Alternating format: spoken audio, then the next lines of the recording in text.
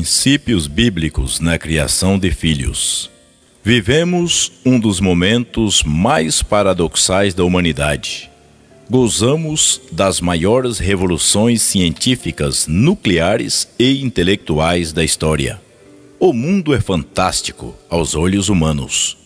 Mundo da cibernética, da engenharia genética, da globalização, da nanotecnologia, dos milagres colossais da ciência. Mas, por outro lado, vivenciamos uma das maiores misérias humanas, com almas vazias, esfriamento dos sentimentos, ausência do cuidado, presença da antipatia e egoísmo, de esperanças falidas, sonhos enterrados, perspectivas sombrias, promiscuidade em alta, desvalorização do ser, esvaziamento da integridade. Como consequência destes fatores, sofremos com sintomas desestruturantes que fragmentam a família, fragilizam os relacionamentos, minimizando o amor e acentuando a indiferença. E um dos principais sinais revelados no seio da família é a ausência da figura do pai e da mãe. Assim sendo, não é demasiadamente forte afirmarmos que nossa sociedade está sofrendo sério risco de tornar-se acéfala, pois acentua-se diariamente a ausência do referencial de autoridade e obediência. Diante do exposto, precisamos entender que cada um de nós temos certa parcela de responsabilidade para modificar tal realidade, pois o propósito de Deus está muito acima da realidade da sociedade odierna. Deus teve o cuidado de revelar-se como Pai, com o ideal de apresentar o modelo de paternidade, segundo a sua vontade. Romanos capítulo 8, versículo 15. Vejamos orientações a pais e filhos. A Bíblia é muito enfática quando orienta os filhos com relação aos seus papéis e como devem proceder no relacionamento com seus pais. Existe uma responsabilidade compartilhada de pais com os filhos e de filhos para com os pais. Quando ambos desenvolvem seus papéis de maneira adequada, observamos um equilíbrio que redunda em saúde integral, reverberando para toda a família e, consequentemente, a sociedade. Os filhos precisam ter consciência que são herança do Senhor. Eis que os filhos são herança do Senhor, e o fruto do ventre o seu galardão. Salmo 127, versículo 3. No Antigo Testamento, tinha-se em mente que uma mulher que não pudesse dar filhos ao seu marido estava sob maldição, e Ana e tantas outras mulheres sofreram por este motivo por um tempo. E por outro lado, a mulher que fosse fecunda tinha alcançado do Senhor a sua bênção, ou seja, recebera uma herança do Senhor. Os filhos precisam desenvolver a obediência. Vós, filhos, sede obedientes aos vossos pais no Senhor, porque isto é justo. Efésios capítulo 6, versículo 1. A obediência é um princípio inegociável em todo o contexto bíblico. E o obediente traz sobre si muitas bênçãos divinas.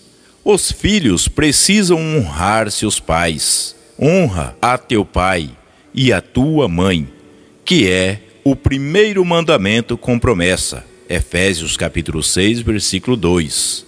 A longevidade nesta vida está ligada à veia artéria da honra aos pais. Os filhos precisam aprender de seus pais, e a glória dos filhos são seus pais. Provérbios capítulo 17, versículo 6. Os pais possuem uma gama de conhecimento e experiências indispensáveis para o amadurecimento e crescimento saudável de seus filhos. Os filhos precisam manter o legado histórico dos pais, para que a geração vindoura soubesse, os filhos que nascessem, os quais se levantassem e a contassem a seus filhos. Salmo 78, versículo 6. Os filhos precisam ouvir os pais. Ouçam, meus filhos, a instrução de um pai. Estejam atentos e obterão discernimento. Os filhos precisam cuidar e proteger seus pais. Bem-aventurado o homem que enche deles a sua aljava. Não serão confundidos, mas falarão com seus inimigos à porta. Salmo 127, versículo 5. Na antiguidade, não havia o sistema de segurança que temos hoje. Então, a quantidade de filhos era significante para proteger os pais quando havia alguma demanda. Precisamos cuidar e assegurar que nossos pais tenham uma vida com dignidade. E os pais em relação aos filhos? Os pais não devem provocar a ira dos filhos. E vós, pais, não provoqueis a ira a vossos filhos, mas criai-os na doutrina e a demonstração do Senhor. Efésios capítulo 6, versículo 4. Devem cuidar da vida emocional e espiritual dos filhos. Criai-os na doutrina e a demonstração do Senhor. Efésios capítulo 6, versículo 4. Os pais precisam cuidar da tridimensionalidade de seus filhos, ou seja, corpo, alma e espírito. Devem instruir os filhos no caminho do Senhor. Educa a criança no caminho em que deve andar. Provérbios, capítulo 22, versículo 6. Devem corrigir os filhos com sabedoria. A estutícia está ligada ao coração da criança, mas a vara da correção a afugentará dela. Provérbios 22, versículo 15.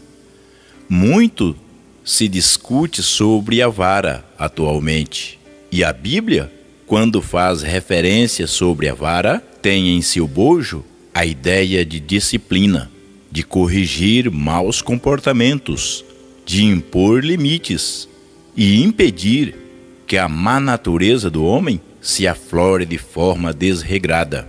Os pais devem acompanhar o desenvolvimento dos filhos. A criança entregue a si mesma envergonha sua mãe. Provérbios 29, versículo 15. A ausência da paternidade e maternidade gera filhos desregrados, irresponsáveis, problemáticos a caminho da perdição. Ensinar princípios de vida a seus filhos. Palavra do rei Lemuel. A profecia que lhe ensinou a sua mãe. Provérbios, capítulo 31, versículo 1. Os pais devem passar a seus filhos as experiências adquiridas durante seus anos de vida. Ainda que num primeiro momento muitos filhos não demonstrem receptividade, os princípios foram semeados e florescerão no futuro. Os pais devem ser exemplos numa vida íntegra. O homem justo leva uma vida íntegra. Como são felizes os seus filhos. Provérbios capítulo 20, versículo 7. Quantos pais que pelo descuido geram tristezas aos seus filhos? Muitos filhos têm vergonha dos seus pais que possuem, mas no texto em foco entendemos que os pais íntegros geram alegria aos seus filhos. Aquele que teme o Senhor possui uma fortaleza segura, refúgio para os seus filhos. Provérbios 14, versículo 26. Os pais prestarão conta diante de Deus de cada filho que receberam do Senhor. Uma das formas de trazermos alegrias aos corações de nossos filhos é santificarmos nossas vidas e servirmos ao Senhor de todo o coração. Nosso nível de espiritualidade afeta diretamente a vida daqueles que convivem conosco, inclusive os filhos.